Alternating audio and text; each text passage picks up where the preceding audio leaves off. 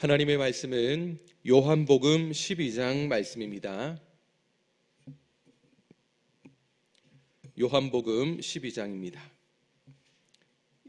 12장 1절부터 11절까지고요. 우리 함께 읽을 말씀은 12장 1절과 2절 두 절입니다. 찾으신 줄 알고 12장 1절, 2절 두 절 말씀 함께 읽도록 하겠습니다.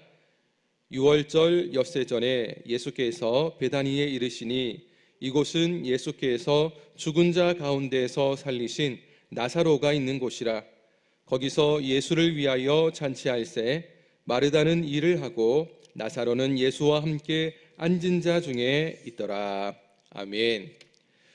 예수님께서 죽은 나사로를 살리신 일로 말미암아 이 종교 지도자들이 그때부터 예수님을 확실히 이제 죽여야겠다라는 생각을 하고 결정을 내린 뒤 예수님은 이것을 아시고 이 빈들 가까운 곳인 에브라임으로 피하셨습니다. 그리고 오늘 우리가 읽었던 이 본문의 말씀은 6월절 6일 전에 있었던 일입니다. 6월절을 요일로 따진다면 금요일이 되기 때문에 오늘 이 사건은 토요일 저녁쯤에 일어난 것으로 추측해 볼 수가 있습니다. 자, 이때 일어난 사건이 오늘 우리에게 무슨 교훈을 주실지 함께 살펴보도록 하겠습니다. 우리 1절, 2절 같이 한 번 더 읽도록 하겠습니다. 시작. 6월절 엿새 전에 예수께서 베다니에 이르시니 이곳은 예수께서 죽은 자 가운데서 살리신 나사로가 있는 곳이라. 거기서 예수를 위하여 잔치할새 마르다는 일을 하고 나사로는 예수와 함께 앉은 자 중에 있더라. 아멘. 지금 예수님은 베다니로 가셨죠. 그곳에는 나사로가 살아난 것에 대해서 예수님께 감사하고 축하하는 잔치 자리였기 때문에 주인공은 예수님이었습니다. 예수님을 위한 자리였기 때문에 예수님이 그곳에 가셨습니다. 그곳에 갔는데 현장 상황을 잠시 말을 해주고 있죠. 마르다는 무엇을 하고 있습니까? 일을 하고 있습니다. 잔치를 열고 음식을 대접하기 위해서 열심히 마르다는 일을 하고 있고, 다시 살아난 나사로는 예수님과 함께 잔치 자리 가운데 앉아 있었습니다. 여기 2절에 보면 앉다라고 이제 표현이 나와 있죠. 나사로가 여기 앉다라는 표현은 직역을 하면 비스듬히 기대다라는 뜻입니다. 유대인들이 왼손으로 보통 머리를 받치고 비스듬하게 기대어 가지고 이야기도 하고 음식을 먹었던 그런 관습들을 우리가 안다면, 지금 이 상황은 사람들이 앉아 있는데 그냥 보통 우리가 어떤 집에 방문해서 앉아 있는 모습이 아니고 왼손을 딱 기대고 비스듬하게 있는 그런 모습을 생각하시면 되겠습니다. 자, 그러면 이 삼남매 가운데 마리아가 보이지 않죠. 마리아는 무슨 일을 어떻게 하고 있는지 그 다음 절에서 소개를 하는데요. 우리 3절 말씀을 같이 읽습니다. 시작. 마리아는 지극히 비싼 향유 곧 순전한 나드 한 근을 가져다가 예수의 발에 붓고 자기 머리털로 그의 발을 닦으니 향유 냄새가 집에 가득하더라. 아멘. 지금 예수님은 비스듬히 누워 계시고 앞에는 안진뱅이 식탁이 있습니다. 마리아는 예수님 뒤로 가서 갑작스럽게 예수님 발에 향유를 부었습니다. 근데 이 향유가 굉장히 값비싼 향유였다는 것이 문제입니다. 지금 이 나드는요, 인도에서 생산이 되는 것인데 나드 식물의 뿌리와 꽃대에서 추출한 기름으로 만든 거였습니다. 불순물이 섞이지 않은 순전한 나드다라고 표현하고 있는데, 이런 순전한 나드 한 근은 이 그람수로 따진다면 대략 340g 정도가 됩니다. 그러니까 많지가 않죠. 근데 많지 않지만 굉장히 값비싼 향유입니다. 그래서 우리가 나중에 이 가룟 유다를 통해서 말을 하기를, 이게 가격으로 따진다면 300데나리온에 해당되는 엄청난 금액입니다. 한 데나리온이 그 당시에 노동자의 하루 임금으로 우리가 생각을 해본다면, 유대인들이 6일을 일을 하지 않습니까? 그러면 1년치 연봉 정도가 되는 굉장히 비싼 향유입니다. 보통 여성들은 이것을 자기의 결혼 지참금으로 준비해서 같이 갈 정도였는데, 아마 마리아도 그런 부분으로 준비를 하지 않았을까 생각을 해볼 수 있습니다. 그런데 그렇게 귀한 향유를 예수님 발에 부었습니다. 한 번에 쏟아 부었습니다. 그리고 예수님 발을 씻겨드렸다라는 것을 우리는 말씀을 통해서 보게 되었습니다. 갑작스런 이 마리아의 행동에 주변에 앉아있던 사람들은 아마 한순간 놀라면서 눈이 크게 뜨여졌을 겁니다. 그리고 그런 상황 속에서 그 좋은 비싼 향유의 좋은 향기가 온 집안을 가득하게 채웠다라고 성경은 기록합니다. 지금 마리아가 왜 이런 일을 했을까요? 바로 오빠를 살려주신 예수님 때문에 그 예수님 앞에 보답하는 무엇인가를 생각하고 그 일을 계획한 뒤에 행동으로 옮긴 거였죠. 정말 소중한 향유지만 예수님이 내 오빠를 살려주셨다라는 그 이유 하나는 그 어떤 것으로도 보답할 수 없을 만큼 굉장한 일이었기 때문에 예수님 앞에 그것을 부어드렸습니다. 아마 부어드리면서도 이것 가지고 되겠나라는, 이것 가지고도 예수님의 은혜에는 보답할 수 없을 것이다 라는 생각을 했을 겁니다. 붓고 난 뒤에는 어떻게 했습니까? 자기의 머리카락으로 예수님의 발을 닦아드리면서 최고의 존경의 모습을, 예수님이 얼마나 대단한 분이신가를 나타내었죠. 그리고 자기는 마치 종이 손님에게 발을 씻겨주듯이 지금 마리아는 바로 그런 일을 본인이 했습니다. 그러니까 굉장한 이 종과 같은 섬김과 겸손의 모습으로 나아갔고요. 마리아는 자기가 할 수 있는 최고의 헌신의 모습으로 예수님을 섬겼던 것을 볼 수가 있습니다.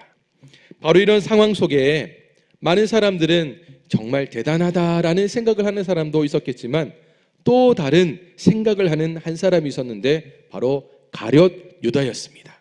4절부터 6절까지 말씀을 같이 한번 또 읽도록 하겠습니다. 시작. 제자 중 하나로서 예수를 잡아줄 가룟 유다가 말하되 이 향유를 어찌하여 300데나리온에 팔아 가난한 자들에게 주지 아니하였느냐니 이렇게 말하면 가난한 자들을 생각함이 아니요 그는 도둑이라 동궤를 맞고 거기 넣는 것을 훔쳐 가미러라. 4절에서 지금 가룟 유다가 어떤 사람인가라고 이제 이야기를 하는데 예수를 잡아줄 가룟 유다로 소개하고 있습니다. 다시 말해서 앞으로 가룟 유다가 예수님을 배신할 사람이다라는 것을 미리 알려주면서 이 사람은 겉과 속이 다른 사람이다라는 것을 알려주고 있는 거죠.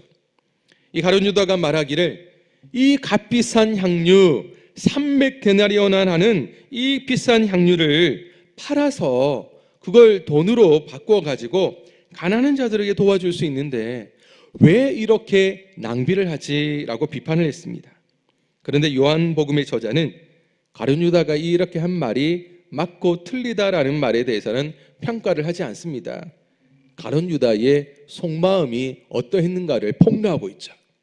그래서 우리가 읽었던 이 6절 말씀을 보시면 이렇게 말하면 가난한 자들을 생각함이 아니요라고 했습니다. 다시 말해서 가룟 유다가 그 마음이 어떤가 표현은 가난한 자들을 굉장히 생각하는 것처럼 했는데 그 속마음은 가난한 자들에 대한 긍휼함이 없는 사람임을 일단 보여주고 있습니다. 그리고 6절 하반절에 보면 그는 도둑이라 동궤를 맞고 거기 넣는 것을 훔쳐 가미러라.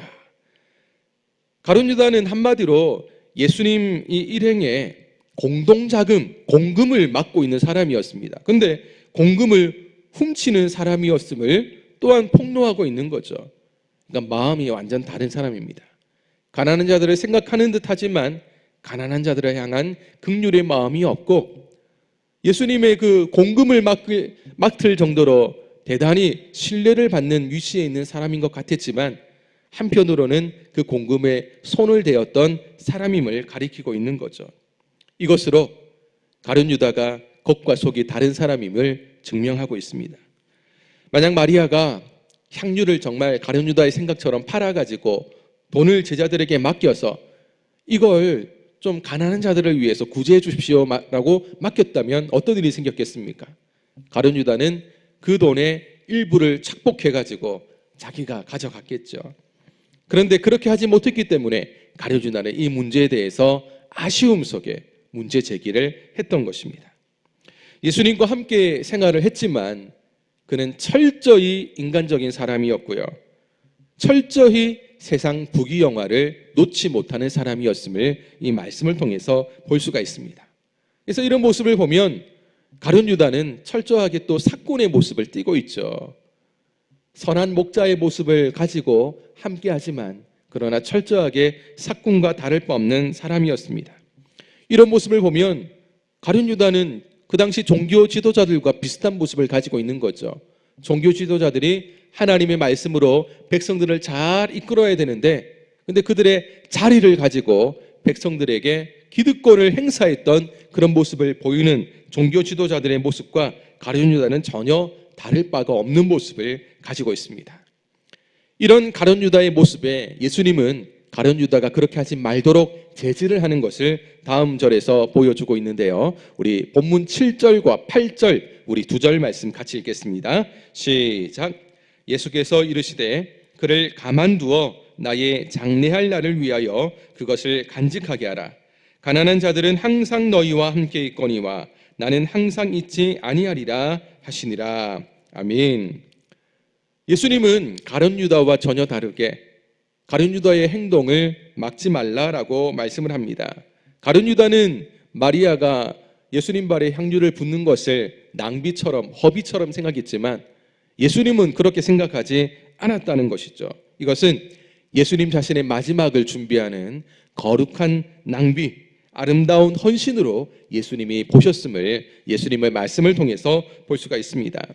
사실 마리아는 그가 할 수 있는 최고의 헌신이 무엇일까 생각을 하면서 소중한 향유옥합을 깨뜨려서 예수님 발에 부어드린 것인데 근데 그는 알지 못하는 가운데 예언적인 사건을 행했습니다. 다시 말해서 이제 예수님은 6일 뒤에 유월절 어린 양으로 희생되실 예정입니다. 그런데 곧 예수님의 그 죽음, 그 십자가 죽음을 예고하는 일을 한 거죠. 다시 말해서 예수님이 그를 가만두어 나의 장래할 날을 위하여 그것을 간직하게 하라고 예수님이 말씀하셨죠.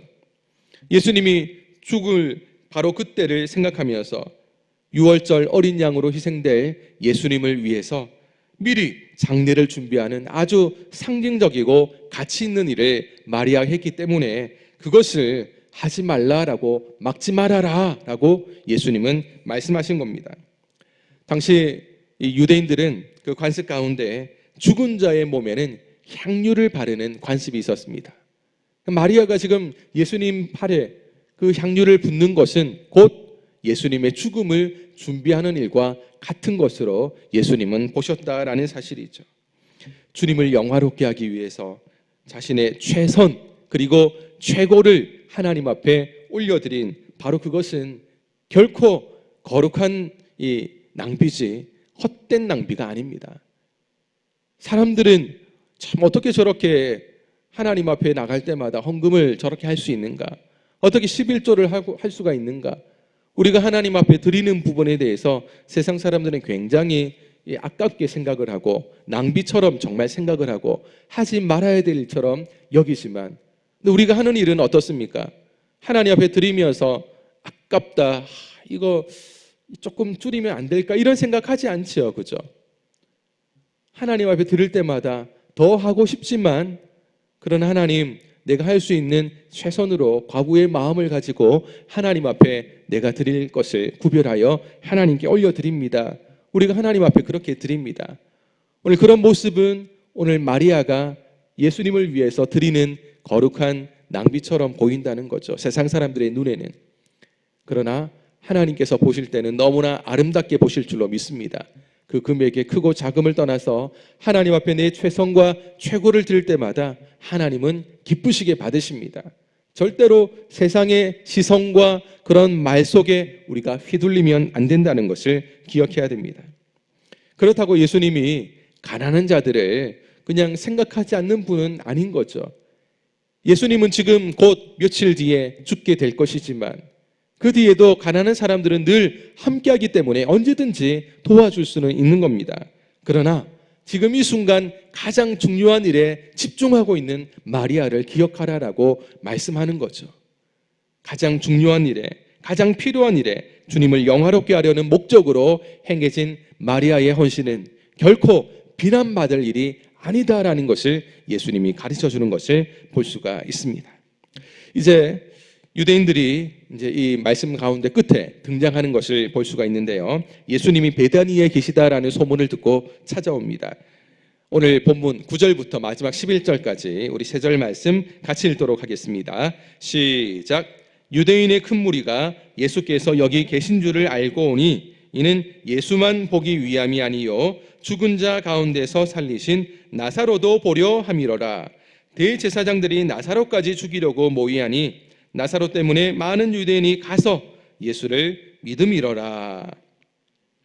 지금 유대인들이 온 이유는 그 대단하다라고 말하는 예수님이 어떤 분인가를 보고 싶고 만나보기 위해서 왔습니다. 그러나 예수님이 살리신 나사로도 보고 싶어서 온 거죠. 문제는 대제사장들이 다시 살아난 나사로까지 이제 죽이려 했다라는 겁니다.